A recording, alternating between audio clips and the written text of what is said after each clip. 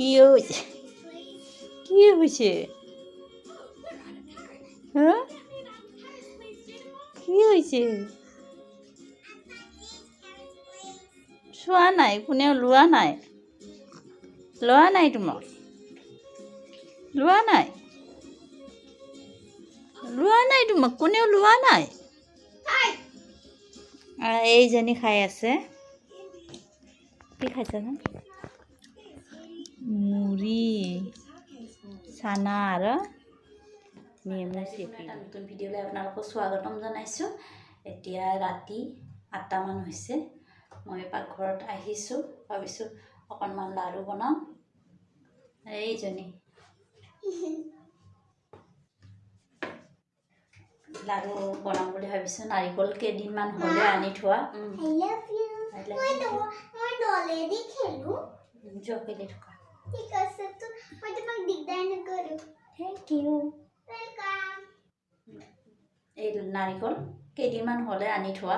কিন্তু বনাবলৈ সময় নোপোৱাৰ কাৰণে কি হ'ল নাৰিকল আমাৰ বেয়া হৈ গ'ল আৰু এইটো কেৰেলীয়ান নাৰিকলটো যে সেইকাৰণে সোনকালে বেয়া হোৱাৰ নিচিনা হ'ল ভাবিলোঁ তথাপিও যিখিনি ওলায় সেইখিনিৰে লাড়ু অকণমান বনাই থৈ দিওঁ বিহুটো পালেহিয়ে বিহু কেইদিনমান আগৰ পৰাই আচলতে বনাবলৈ ষ্টাৰ্ট কৰিব লাগিছিলে যিহেতু সময়ৰ অভাৱ কিন্তু মই আজি বনাম কানি বনাম বুলি মাজত মাত্ৰ 2টামান দিনহে বিহুলৈকে কি বনাব পাৰোঁ বনাম অকণমান বেছি নবনাওঁ যিখিনি পাৰোঁ সেইখিনি বনাওঁ আজি ভাবিলোঁ এই নাৰিকলখিনিৰে মই চুজি লাড়ু বনাওঁ চুজি লাড়ুটো আমি বৰ ভাল পাওঁ নাৰিকলৰ লাড়ু আজি নবনাওঁ অৱশ্যে নাৰিকলৰ লাড়ু আজি চুজি লাড়ুৱে মই বনাম বুলি ভাবিছোঁ চাওঁ আগতে নাৰিকলখিনি কি হয় মই আপোনালোকক দেখুৱাই লৈছোঁ দেই মই নাৰিকলখিনি কেনেকুৱা অৱস্থা এইখিনি মই বাকলি গুচাই লৈছোঁ আৰু এয়া বাকলি গুচাই আছোঁ আৰু দেখিছেনে এইবিলাক বেয়া হৈ গৈছিলে নাৰিকল এই বেয়া নাৰিকলখিনি মই বাছি এইখিনি উলিয়ালোঁ আৰু এইটো ভালে এইটো কি হৈছে শুকাই গৈছে আনি থওঁতে এনেকৈ থাকোঁতেই শুকাই গ'ল তথাপি ইয়াত এতিয়া মই বাকলিখিনি গুচাই লওঁ বাকলিখিনি গুচাই এইখিনি ধুই মিক্সিত মানে গুড়ি কৰি ল'ম এতিয়া বাকলি গুচাই লোৱা নাৰিকলখিনি মই এনেকৈ টুকুৰকৈ কাটি লৈছোঁ সৰুকৈ টুকুৰা কৰিলে মিক্সিত খুন্দিবৰ কাৰণে ভাল হয় এয়া মই কাটা হৈ গ'ল আৰু এতিয়া মিক্সিত খুন্দিবলৈ আৰম্ভ কৰিছোঁ মই কিন্তু ৰুকনিৰে ৰুকিলে বেছি ভাল পাওঁ কিন্তু এতিয়া ৰুকনিৰে ৰুকিবৰ কাৰণে অকণমান অসুবিধা হয় কাৰণে এনেকৈ মিক্সিত খুন্দি লওঁ ৰুকনিৰে ৰুকিলে এটা যিটো মানে ক্ৰাঞ্চিনেছ টাইপ থাকে নহয় জৰজৰীয়া সেনেকুৱা ভাৱ এটা থাকে তেতিয়া দেখিবলৈ ভাল দেখে কিন্তু যেতিয়া আমি মিক্সিত দি দিওঁ তেতিয়া একেবাৰে গুড়ি হৈ যায় আৰু এতিয়া মই এয়া দিলোঁ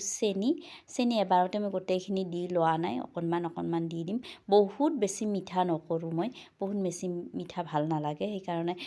প্ৰথমতে দিছোঁ আৰু চালোঁ তাৰপিছত প্ৰয়োজন হোৱা যেন পাই আকৌ চেনি দি দিলোঁ চেনি যিখিনিলৈকে আঠাৰ প্ৰয়োজন হয় সিমানেই দিলেই হ'ল বহুত বেছি দিলে খাই ভাল নালাগে মই এতিয়া নাৰিকলখিনি 2টা ভাগ কৰিলোঁ এটা ভাগ বগাই ৰাখিলোঁ আৰু এটা ভাগত এয়া বিট ৰুকি দি দিছোঁ মই প্ৰথমতে ভাবিছিলোঁ বিটখিনিৰ কেৱল ৰসখিনি দিওঁ কিন্তু পিছত এনেকৈ সানি ভাবিলোঁ একেবাৰে সিঠাখিনিও দি দিওঁ যিখিনি ৰৈ আছে দেখিবলৈ ভাল দেখিব আৰু হেল্ডিও হ'ব খাবলৈ তাৰপিছত এয়া মই বিট দি পেলাই নাৰিকলখিনি এনেকৈ সানি আছোঁ দেখিছেনে কালাৰটো ইমান ধুনীয়া হৈছে নহয় মই মানে যেতিয়া লাড়ুকেইটা বনাইছোঁ নিজেই বহুত ভাল লাগিছে আৰু এতিয়া মই এয়া চুজি ভাজিব ওলাইছোঁ নাৰিকলখিনি মই ঢাকি থৈ দিছোঁ দেই চেনি সানি পিছত দিম এতিয়া মই চুজি এবাৰতে গোটেইখিনি ভাজি লৈছোঁ আৰু আধা বগা লাড়ুৰ কাৰণে থৈ দিম আৰু আধা মানে এয়া যি ৰঙা লাড়ু বনাইছোঁ সেয়াৰ কাৰণেও থৈ দিছোঁ এতিয়া মোৰ চুজিখিনি ভজা হৈ গ'ল আৰু আধা উলিয়াই থৈ এয়া যিখিনি মই বগা চুজি লাড়ু বনাম সেইখিনিৰ কাৰণে ৰেডি কৰিব ওলাইছোঁ এতিয়া সেই নাৰিকলখিনি ঢালি দিলোঁ নাৰিকলখিনি ঢালি দি পেলাই এতিয়া মই এনেকৈ হেতাৰে লৰাই ভাজি থাকিম অকণমান ভাঙি দিব লাগে তেতিয়া ভালকৈ মিক্স হৈ যায় নহ'লে গোটা হৈ থাকিব পাৰে নাৰিকলখিনি আৰু এয়া মই এনেকৈ হেতাৰে মানে লৰাই ভাজি আছোঁ বহুত বেছি ড্ৰাই কৰিব নালাগে বহুত বেছি ড্ৰাই কৰি দিলে লাড়ুকেইটা নহ'ব পাৰে কিন্তু একেবাৰে পনীয়া কৰিও থ'ব নালাগে, নহ'লে লাৰু সোনকালে বেয়া হৈ যাব। এতিয়া মোৰ এয়া হৈ গ'ল আৰু মই লাৰু বান্ধিবলৈ আৰম্ভ কৰিছোঁ। বহুত ধুনীয়াকৈ হৈছে লাৰু, কাৰণ মই চেনি আৰু নাৰিকলখিনি আগতেই থৈ দিছিলোঁ কাৰণে তাৰ পৰা ধুনীয়াকৈ আঠা ওলাই গৈছে। আৰু এয়া হৈ গ'ল মোৰ চুজিৰ লাৰু, বগাখিনি হৈ গৈছে। মই বহুত বেছি বনোৱা নাই, পিছত যদি সময় পাওঁ আৰু বনাম, কিন্তু সময় পোৱাৰ আশা কমেই। কিন্তু তথাপিও কেৱল আমি ঘৰকেইটা খাবৰ কাৰণে বিহু বুলি অকণমান তেনেকৈ বনাইছোঁ। এতিয়া সেই কেৰাহীটোতে মই আগতে ভাজি থোৱা চুজিখিনি দি দিলোঁ, সেইখিনি অকণমান গৰম কৰি লৈ এতিয়া এয়া বিষ যে নাৰিকলৰ লগত সানি থৈ দিছিলোঁ সেইখিনি